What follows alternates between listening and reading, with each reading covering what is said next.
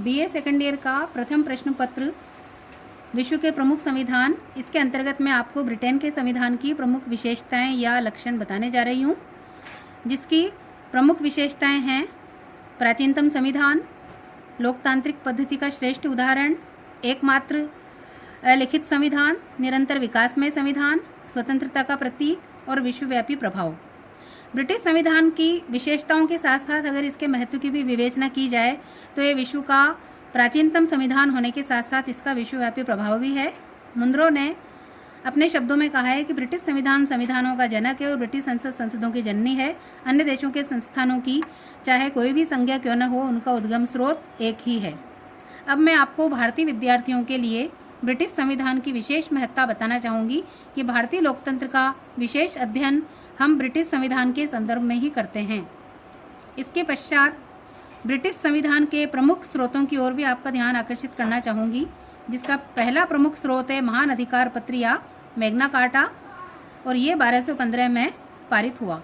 1628 का अधिकार याचना पत्र और 1689 का अधिकार पत्र। फिर आते हैं इसमें संसदीय अधिनियम, जिसमें प्रमुख अधिनियम है बंदी प्रत्यक्षीकरण अधिनियम। इस व्यवस्था को 1701 में पारित किया गया। 1949 के संसदीय अधिनियम, प्रतिनिधित्व अधिनियम 1918, वेस्टमिंस्टर अधिनियम 1931 और राजमुकुट के मंत्रियों का अधिनियम 1937। ये सभी आपके प्रमुख संसदीय अधिनियम हैं जो ब्रिटिश संविधान को जानने में आपकी मदद करते हैं। अब आते हैं हम न्यायिक निर्णयों के ऊपर। तो न्यायिक निर्णय भी ब्रिटिश संविधान के प्रमुख स्रोत हैं। पहला न्यायिक निर्णय है विल्किस बनाम वुड।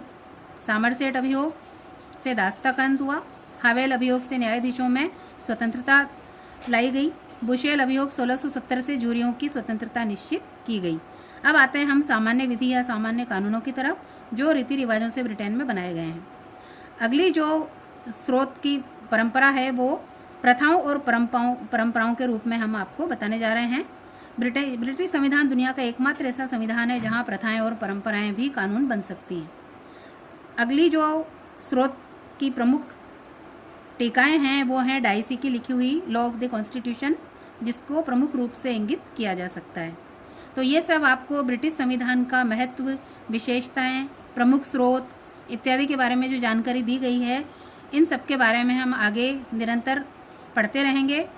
तो आप अभी इसके बारे में अपने जो भी आपकी क्वेरीज हैं, जो भी आपके प्रश्न हैं, वो आप इसको शेयर कर सकते हैं। Thank you.